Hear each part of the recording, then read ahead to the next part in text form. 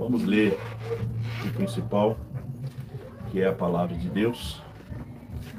Vamos ler Isaías 55, aliás, 53, desculpa. Isaías 53.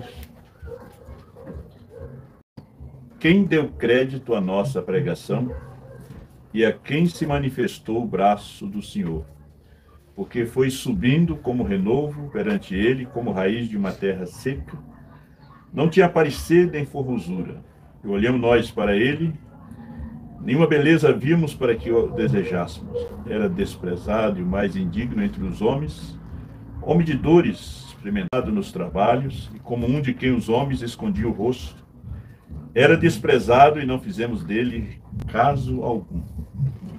Verdadeiramente ele tomou sobre si as nossas enfermidades, as nossas dores, levou sobre si, e nós o reputamos por aflito, ferido de Deus e oprimido. Mas ele foi ferido pelas nossas transgressões, moído pelas nossas iniquidades. O castigo que nos traz a paz estava sobre ele, e pelas suas pisaduras fomos sarados. Amém. Oremos ao Senhor, nosso Deus. Querido Pai Celestial, nós te agradecemos por mais essa oportunidade. Obrigada. Nós convidamos o grande Espírito Santo, nosso Senhor Jesus Cristo mesmo, para fazer-se presente neste lugar tão humilde, corações humildes, e o Senhor venha e nos dê aquela palavra que nós precisamos. Receba a nossa gratidão, a nossa adoração, o nosso louvor. Que teus filhos, através da internet, sejam ricamente abençoados pelo Senhor. Nós te agradecemos, ó Pai, e abençoa cada um. Abençoa o crítico, Pai. Abençoa, dê graça para ele, porque o Senhor levou as enfermidades dele, levou as suas dores, o Senhor levou os seus pecados. Nós estamos aqui no processo de arrebatamento. Perdoa os nossos pecados, as nossas faltas e as nossas falhas. E nos ajuda nessa hora, em nome de nosso Senhor Jesus Cristo. Amém. Deus abençoe as irmãs, que vieram de Bom Jesus. Cristo já nos preparou um manjar que nos comprou e agora nos convida a cear com celestial maná que de graça Deus te dá. Vem faminto tua alma saciar, vem cear, o mestre chama, vem cear. Hoje mesmo tu te podes saciar, poucos pães multiplicou, água em vinho transformou. Vem faminto a Jesus, vem cear. Eis discípulos a voltar, sem os peixes a apanhar, mas Jesus os manda outra vez partir. Ao tornar a praia então, vem no fogo peixe e pão, é Jesus que os convida a ceia ver. Vem cear, o mestre chama, vem cear. Hoje mesmo tu te podes saciar, poucos pães multiplicou, água em vinho transformou. Vem faminto a Jesus, vem cear. Quem sedento se achar, vem a Cristo sem tardar, pois um vinho sem mistura ele dá. E também dá vida o pão, que nos traz consolação.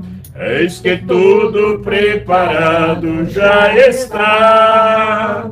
Vem cear, o mestre chama, vem cear. Hoje mesmo tu te podes saciar. Poucos pães multiplicou, água em vinho transformou. Vem faminto a Jesus, vem cear. Breve Cristo vai descer e a noiva receber seu lugar ao lado do Senhor Jesus. Quem a fome suportou, e a sede já passou. Lá no céu irá ceiar em santa luz. Vem ceiar, o mestre chama, vem ceiar. Hoje mesmo tu te pode saciar. Poucos pães multiplicou, água em vinho transformou. Vem faminto a Jesus, vem ceiar. Amém. Graças a Deus, né? Glória a Deus.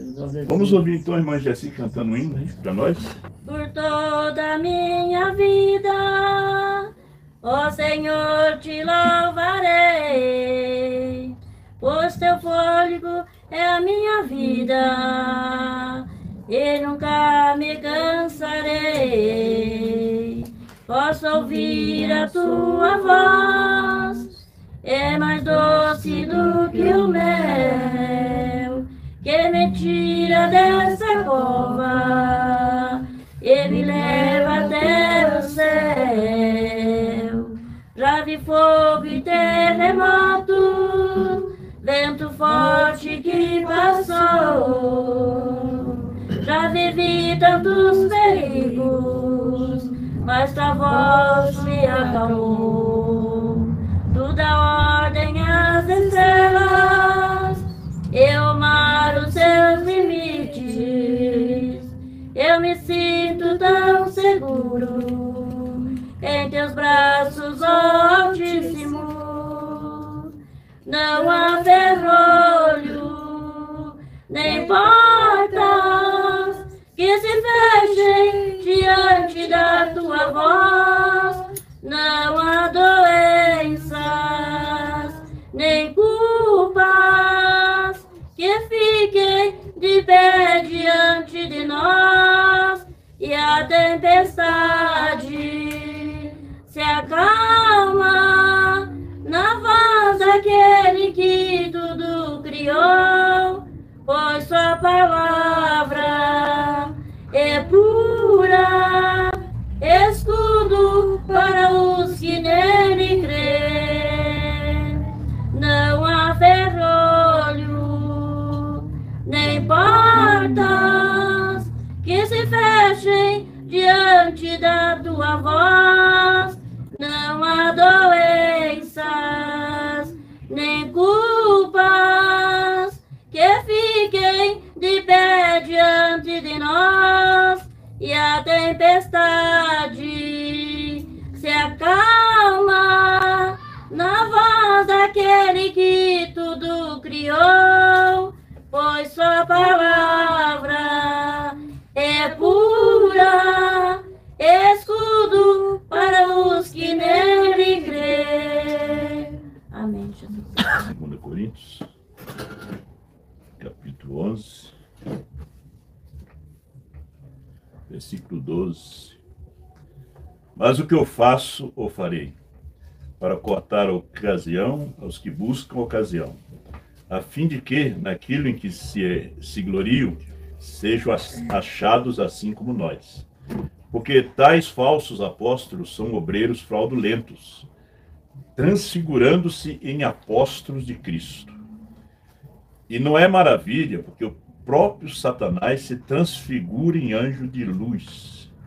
Não é muito, pois, que os seus ministros se transfigurem em ministros da justiça, o fim dos quais será conforme as suas obras.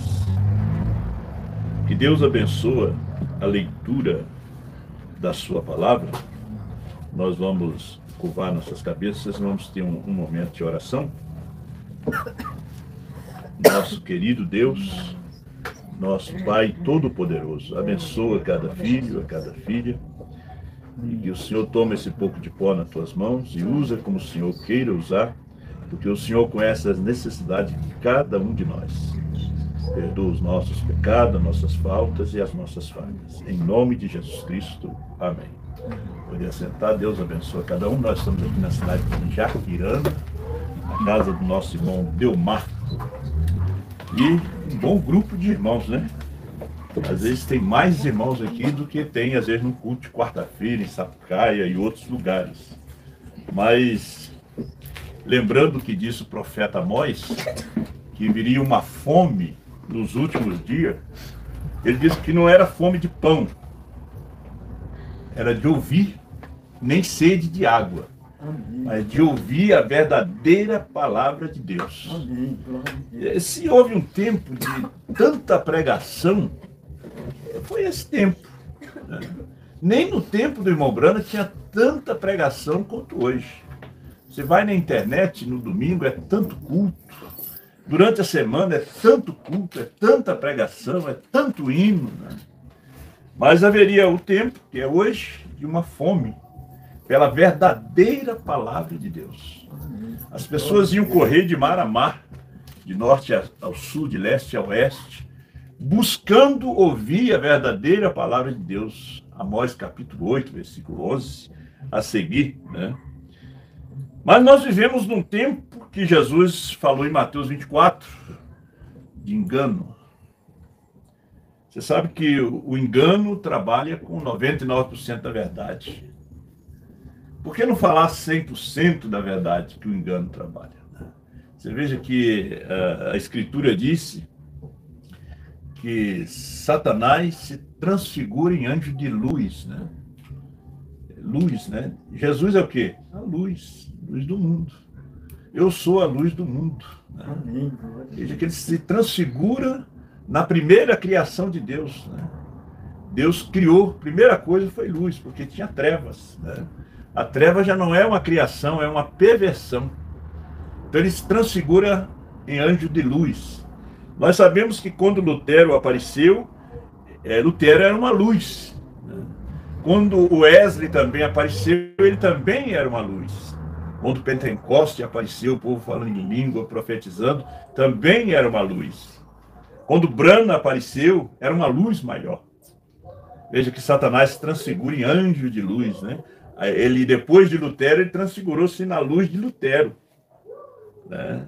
Ele se transfigurou, ele saiu pregando aquela mensagem de Lutero, porque Deus já estava pregando uma mensagem mais no nível mais alto, que era a mensagem da santificação através de John Wesley, e tinha que ter alguém para seguir com a mensagem de Lutero. Quem era esse alguém? Os ministros de Satanás. É que São Paulo diz que ele se transfigura em apóstolo de Cristo, em ministro, em anjo de luz, porque anjo é o mensageiro. Então Wesley pregando santificação e ele pregando justificação. Veja que Lutero já era um mensageiro mais velho. Lutero apareceu primeiro combatendo a Igreja Católica. Aí Lutero morreu, Deus levanta o Wesley na Inglaterra, mas veja que a mensagem de Lutero continuou através daquela luz, só que era uma luz fraca, em vista da luz de Wesley.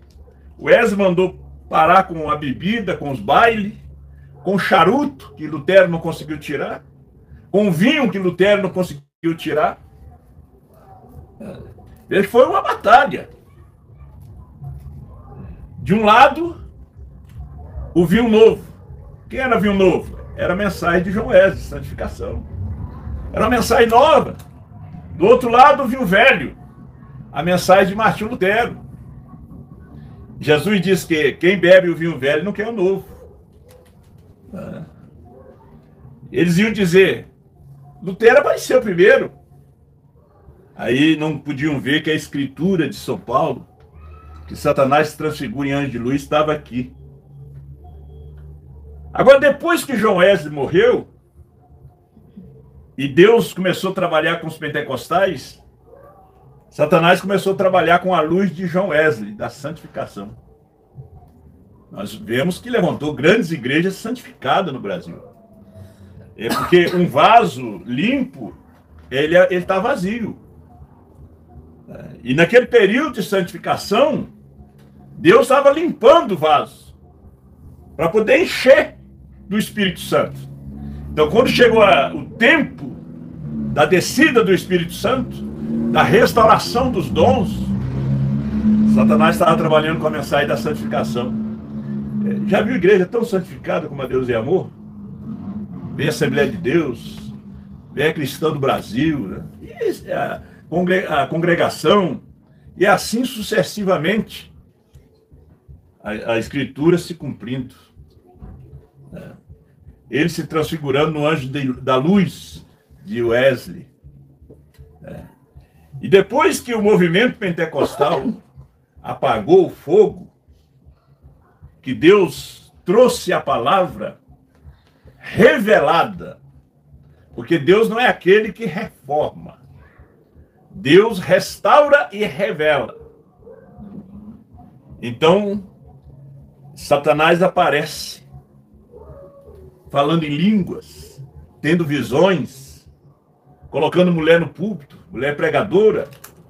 Ele já estava com a luz, parecia que era meio forte. Jesus disse, cuide para que a luz que esteja em ti não seja treva. E irmão Brana vem e diz, e desmascara o diabo. E prega a mensagem nome blasfemo. Porque ele já tinha muito nome.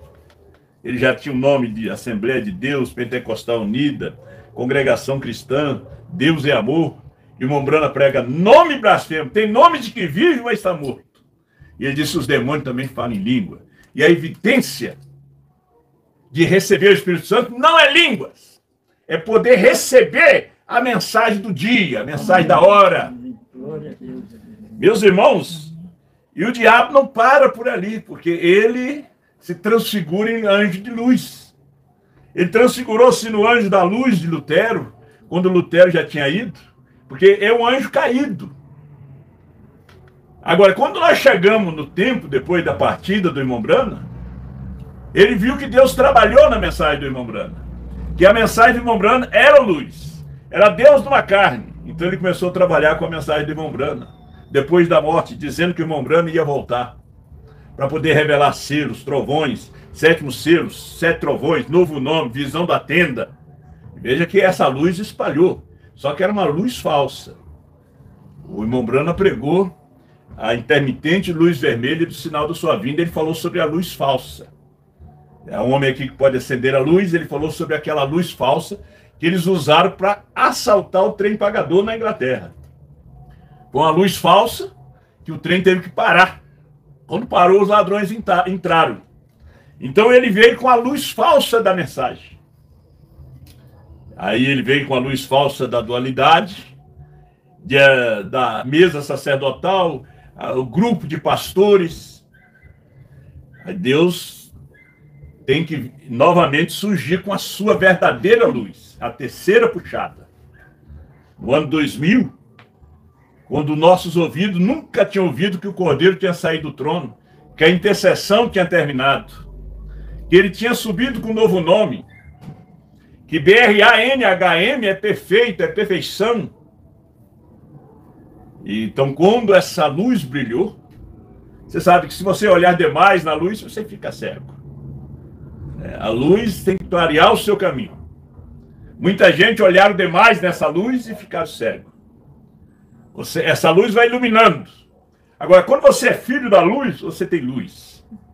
Jesus disse, eu sou a luz do mundo e vós sois luz do mundo. Amém. Aleluia. Então, no ano 2000, Deus vem com uma luz maior. Maior do que a de Lutero, de Wesley, maior do que a de Pentecoste e maior do que a primeira e segunda etapa da mensagem de irmão Brana. Aí tinha que ter coragem para pregar. Tinha que ter coragem para pregar contra os grandes impérios da terra. Os grandes movimentos, os grandes grupos de pastores. E Deus levanta um pequeno homem, lá em Franca, chamado Osmar Rodrigues Costa. Hoje está fazendo um ano que eu preguei o seu sepultamento, juntamente com os pastores Mendes, Sinival, Sebastião José, que estavam ali em Franca. Hoje faz um ano que ele foi sepultado, mas a sua mensagem não foi sepultada. Amém, glória a Deus. Foi sepultada os restos mortais de um homem chamado Osmar Rodrigues Costa, que foi pastor local de Franca, foi marido, né, foi cidadão, foi irmão, foi pai, foi avô, e que Deus assim o recolheu. Deus assim o levou. Agora, o homem e a mensagem, ele é reconhecido depois que ele parte. Depois que ele parte. A igreja dos Estados Unidos, veja só, Deus, através do irmão Brana, disse que José seria profeta. A igreja americana colocou José como pastor. Você já pensou nisso? José, tu serás um profeta, tu estarás no meu lugar. E a igreja de Jeffersonville colocou ele de pastor. Não reconheceu o ministério de profeta dele. O pastor Osmar, ele foi pastor. Mas o homem pastor, ele já foi. Mas o profeta não foi. O profeta não foi. O profeta que estava nele. Porque o profeta é o Espírito Santo. Os ungidos dos últimos dias, parágrafo 100. Que estava nele, não foi. Então, o que acontece? O povo não reconheceu o profeta. Quando ele estava aqui, todos diziam pastor. Todos diziam o irmão Brana. Depois que o irmão Brana partiu, aí a noiva reconheceu como profeta. Ou reconheceu como profeta. Depois da sua partida. Irmão Brana precisava dizer na fila de oração: crê que eu sou o profeta de Deus? A pessoa dizia: creio, então está curado. Mas a igreja americana não reconheceu o irmão Brana como profeta. Como curador divino, como ministro, como pastor, como o irmão Brana.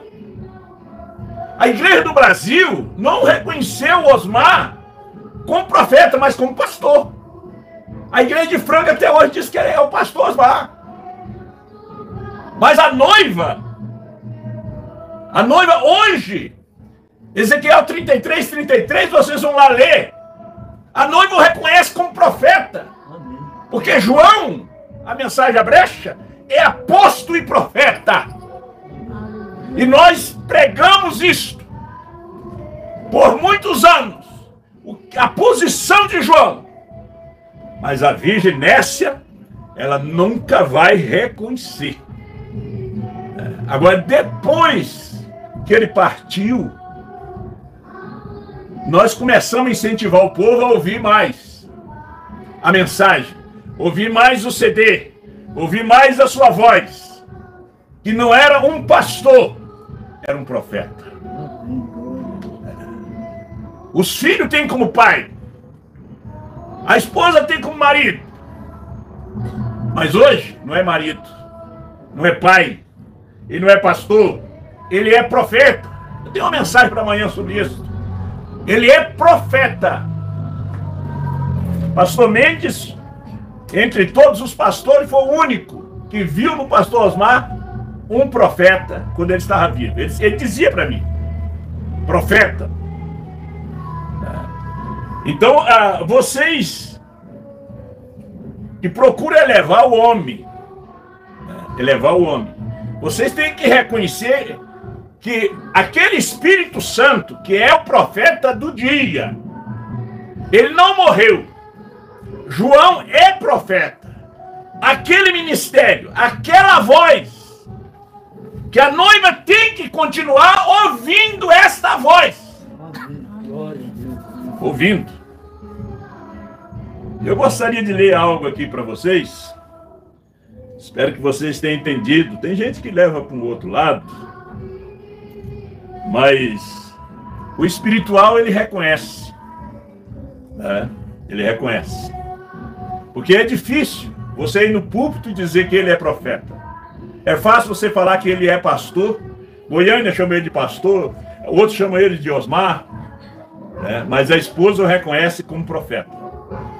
Eu sei que é difícil. Eu não tenho ouvido alguém pregando e dizendo que ele é profeta, porque você tem que ter revelação. Ezequiel 33, 33. E quando essas coisas acontecerem, então saberão que houve no meio deles um profeta. Tem que acontecer essas coisas. Então você não vê, quando ele fala isso, fala aquilo, e você pega um cortezinho e joga na internet. Olha, ele falou isso. Está acontecendo. Então, se está acontecendo, ele era profeta. Para que você pegou o cortezinho?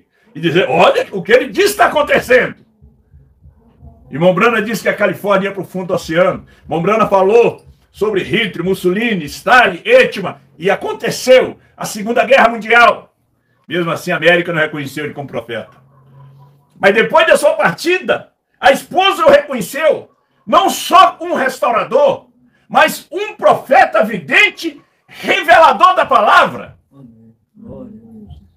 E hoje, o ministério de João, Apocalipse 10, 8 a 11, o irmão Brana disse que ele queria, parágrafo 371 da mensagem, o sexto selo. Ele disse, durante essa semana, algo sobrenatural está acontecendo. Eu estava esperando que alguém levantasse e dissesse, eu vejo. Ninguém conseguiu ver o sobrenatural. O cordeiro tinha se transformado em leão. Ele estava abrindo, revelando os selos que foram abertos nas eras. E a igreja não conseguiu ver, porque a igreja não tinha tido a revelação de Brana como profeta. Eles viram ele como evangelista. Vocês viram Osmar, nosso irmão, como pastor. Eu também tinha visto ele como pastor. Mas quando a Escritura nos mostrou que João é profeta, o irmão Brana disse que Deus ia levantar um outro homem depois que ele partisse. E geralmente um profeta é reconhecido depois que ele morre. É depois de sua partida que ele é reconhecido. Porque as profecias começam a se cumprir. Depois da partida de Elias, que Deus o levou no carro de fogo, aí Acabe morreu. Os cães lamberam o sangue dele. Aí a Escritura diz ali, para se cumprir o que foi dito pelo ministério do profeta Elias. Jezabel foi comida pelos cães. A Escritura diz, para se cumprir o que foi dito pelo ministério do profeta Elias. Então o que está acontecendo hoje, no ministério mundial, é para se cumprir o que falou o profeta João. Osmar Brana. Nós estamos chegando nessa esquina que está sendo difícil. Você está querendo colocar um outro no lugar dele, mas não tem outro não, meu irmão. A sua boca, a sua língua não consegue dobrar e dizer profeta Osmar. Você diz pastor Osmar. Mas quando essas coisas, Ezequiel 33, 33, vier a acontecer, saberão que houve no meio deles um profeta. É como os antigos diziam, bem que meu pai falou, bem que minha mãe falou. Mas nunca reconheceu o pai quando estava vivo. Nunca reconheceu a mãe quando estava vivo. Só depois que morrer você vai lembrar daquilo que ela disse. Daquilo que ele disse. Então se você vai ouvindo a voz, Deus vai começando a te esclarecer. Começando a te mostrar que não era um simples homem que estava ali. Deus estava escondido naquela carcaça. Deus estava escondido naquela carne. Naquele homem cheio de fraqueza, cheio de falha. Era Deus escondido. Era o Espírito Santo, que é o profeta do dia, escondido ali. Não era um pastor, era um profeta. Por isso a mensagem ficou gravada. A sua mensagem tem força até hoje. Amém, glória a Deus. A sua mensagem é forte até hoje. Glória a Deus. Deus abençoe vocês pela internet. Amém. A era da igreja de Sardes. Um parágrafo que eu tenho aqui. Era de Sardes 46. Se houve um tempo de zelo denominacional, foi nesse tempo trágico. As palavras de Comênio descrevem muito esta era. Comênio escreveu, uma só coisa é necessária. Ele compara o mundo ao labirinto e mostra que o caminho para fora é deixando o que é desnecessário e escolhendo a única coisa necessária. Quem é? Cristo. O grande número de mestres, diz ele, é a razão para as multidões de seitas, para as quais muito logo já não teremos nomes deixados. Cada igreja considerava a si mesma como a única verdadeira, ou pelo menos como a mais pura, como a parte mais verdadeira dela. Enquanto entre si se perseguiam umas às outras com ódio mais amargo. Não se deve esperar nenhuma reconciliação entre eles. Eles enfrentam inimizade com inimizade irreconciliável. Eles forjaram, fora da Bíblia, os seus diferentes credos. Eles fizeram suas fortalezas e baluartes, e atrás dos quais eles se entrecheiravam e resistiam todos os ataques. Eu não direi que estas confissões de fé, porque podemos admitir que na maioria dos casos, ou eram, são ruínas em si mesmas. Elas se tornam assim. Vocês que estão através da internet, nós estamos aqui no ar livre, né? Aí tem um culto de uma igreja aqui, da Assembleia, e eles estão cantando e estão fazendo um fundo aí para nós. São ruínas entre si. Elas se tornam assim, naturalmente, porque elas alimentam o fogo de inimizade. Somente expulsando-as inteiramente seria possível estabelecer a obra de curar as feridas da igreja. Como é que nós vamos alimentar as feridas de inimizade? Nós temos que unir as famílias. Noé lutou e conseguiu colocar a família dentro da arca. Ló lutou, conseguiu tirar 2 filhas, não conseguiu tirar a esposa. Então, nós temos que fazer de tudo para não haver separação, não haver divórcio. Porque a separação, ela dói, ela machuca, ela traz prejuízo. E se nós semear ódio, discórdia, nós vamos colher isso aí. Se nós semearmos essas coisas no ministério, nós vamos colher isso. Se nós trouxermos mensagem de inimizade, de ódio, de rivalidade, né? O pastor Osmar pregou a mensagem do rival. Nós vamos colocar irmãos contra irmãos. Nós vamos colocar pastor contra pastores. Isso está errado. Nós temos que fazer um ciclo maior para colocar aquele irmão para dentro, para colocar aquele pastor para dentro. Não é fazer um ciclo e colocar ele para fora. Como é que você vai fazer um ciclo e colocar seu pai para fora, colocar sua mãe, seu irmão para fora? Faz um ciclo maior. Desconsidera os erros, as falhas que aquele teu irmão teve, que aquela tua mãe teve. Afinal de contas é sua mãe, afinal de contas é seu esposo, é a sua esposa. E a separação não é a solução. O divórcio não é a solução. É tentar uma reconciliação. Porque no inferno é que vai ter isso. Inimizade, ódio. Já chama inferno. A perdição. A palavra aqui está nos unindo, nos colocando em um corpo, com a mesma fé, o mesmo amor. É o que a palavra está fazendo conosco hoje. É nos unindo. Você não vê a dificuldade de pensamento de gênios em casa? E assim nós enfrentamos na pregação, mas levando todos a crer a mesma mensagem. Porque essa luz é bem maior do que a primeira e segunda etapa da mensagem do irmão Branham. Agora, veja o que diz o profeta. A esse labirinto de seitas e confissões várias, pertence outro, o amor à disputa, né? O que é que se obteve com ele? Tem algo sido decidido por uma contenda erudita? Nunca. Não se decide nada com contenda. Com falatório? Com mexericos? Não. Agora, se você dobrar o joelho naquele momento, que vem todo mundo ali, um fala uma coisa, fala, não, vamos dobrar o joelho, vamos orar. Amanhã nós vamos fazer um jejum a esse respeito. O diabo vai embora. Porque aquela ali é uma luz falsa. Inimizade é luz falsa. Ódio é luz falsa.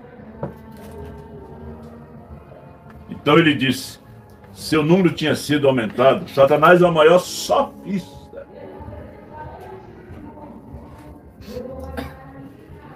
Você já viu aquela pessoa, um puxa para um lado, outro puxa para outro. Um diz é pau, outro diz é pedra. Como diz o nordestino, né? Vocês do norte estão me ouvindo. E aí um puxa para um lado, outro puxa para outro.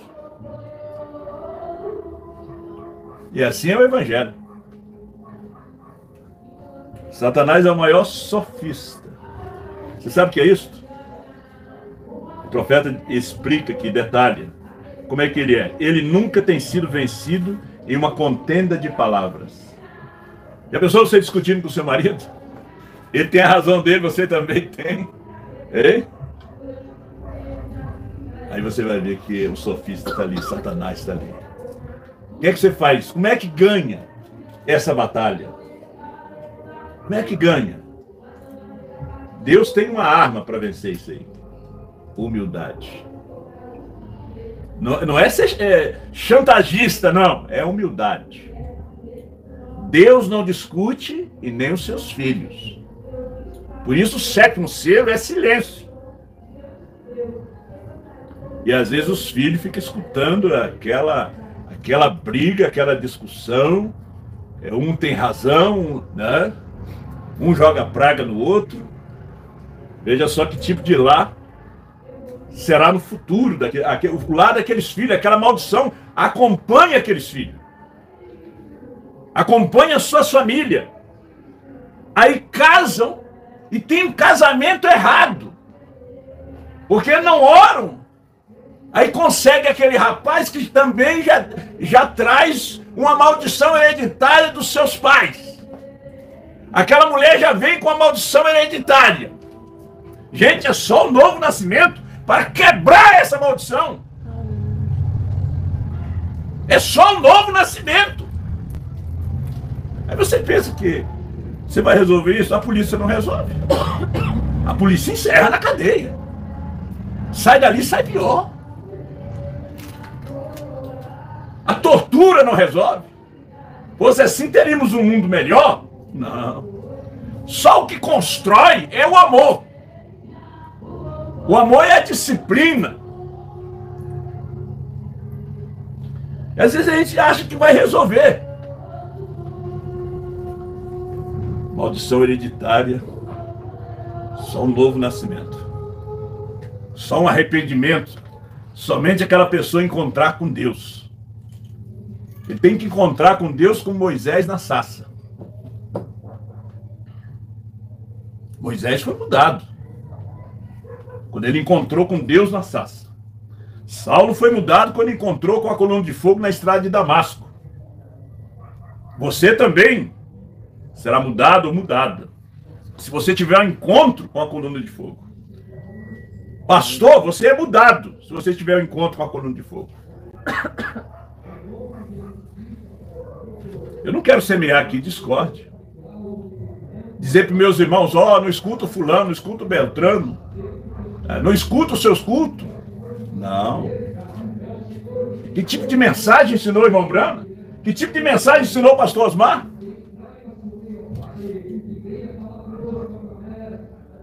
Nós estamos hoje, nós não estamos nem no amor fraternal, nós estamos no amor divino. Na pedra de coroa. Essa mensagem está nos colocando na pedra de coroa.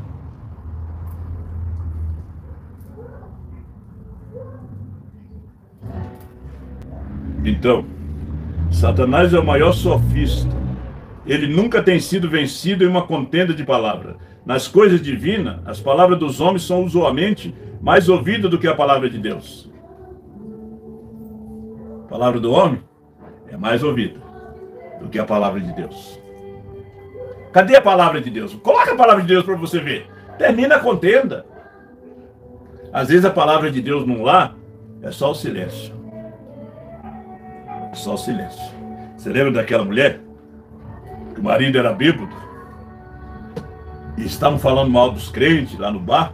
Ele disse, não, tem crente que não presta mesmo, mas a minha mulher é verdadeira. Ele bêbado, ele deu testemunho da mulher lá no bar. Então, os seus amigos disseram, vamos fazer um teste, então. Vamos fingir de bêbado, vamos lá. E eles foram. Chegaram tarde à noite, bateram na porta, ela abriu, eles entraram. E disseram, nós queremos presunto com ovos. Ela fez, cantando um hino, arrumou a mesa, colocou com todo amor e carinho para eles. Eles jogaram tudo no chão, quebrou os pratos, os copos. Ela pediu desculpa. Eu vou fazer tudo de novo, vou limpar aqui. Eles começaram a chorar. Se arrependeram. Se converteram. Se converteram. Veja, ela não precisou pregar. Sua vida, sua atitude, Deus nela. Isso é Deus em você, minha irmã. Meu irmão, Deus tem que estar em você. A palavra do homem e a palavra de Deus.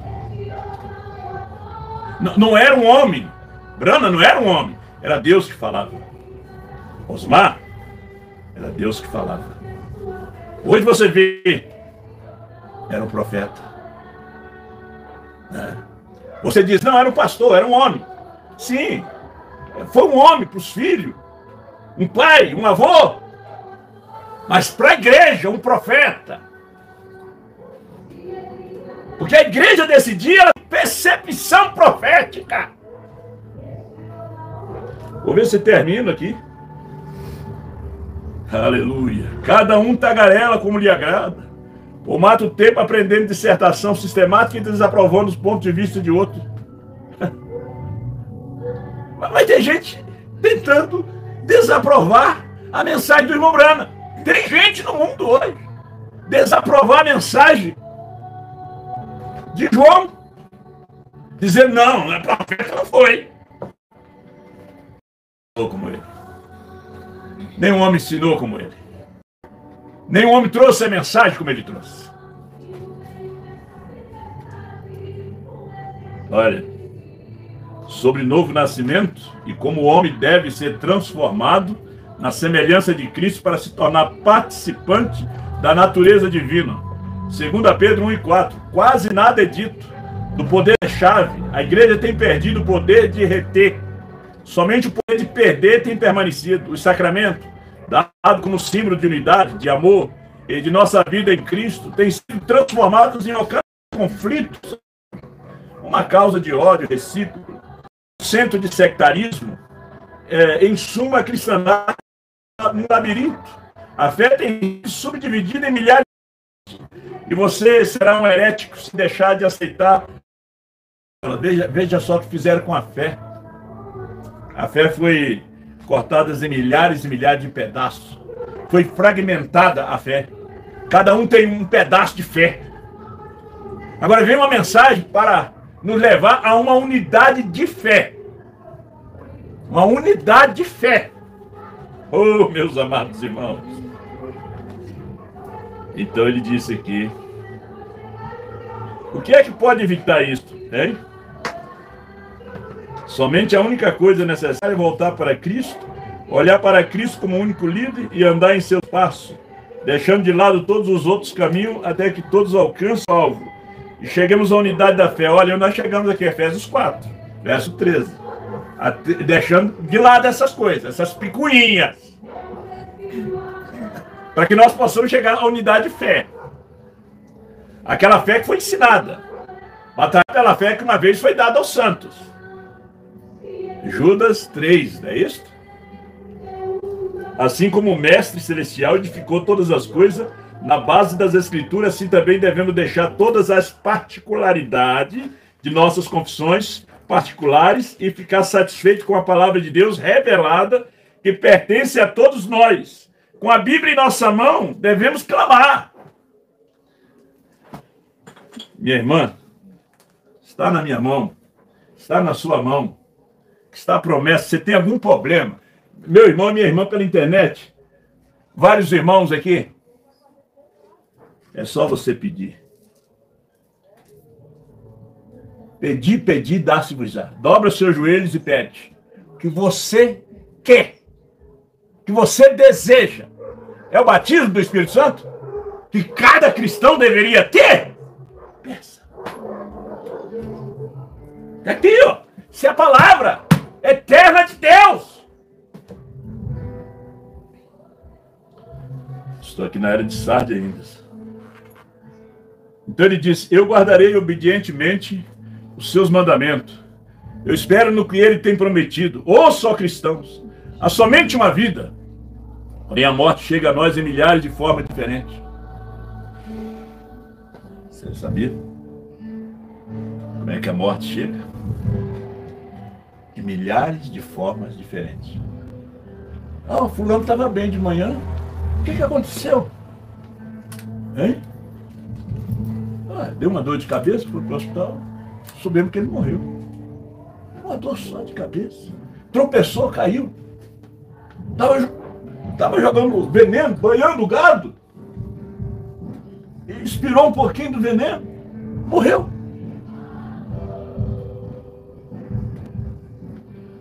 Ó Deus, há somente um Cristo, mas milhares de anticristos. Então tu conheceste, ó cristandade, qual é a única coisa necessária. Ou você volta para Cristo ou vai para a destruição com o anticristo. Se você sabe e deseja a vida, siga quem? O líder da vida. Quem é o líder da vida? É Cristo. Jesus disse, eu sou o caminho, a verdade e a vida. Mas Satanás é o maior sofista. Não tenta discutir com ele. Não tenta aí deixar uma hora de culto para poder bater contra um irmão, contra uma irmã, contra o ministério. Pregue a palavra. Foi o que Paulo disse a Timóteo, pregue a palavra a tempo e fora de tempo. A palavra, a mensagem, os selos, os trovões, o novo nome, é o que dá fé de arrebatamento. Oh, que Deus te abençoe. Deus abençoe vocês através da internet. Eu não posso ficar muito tempo em pé.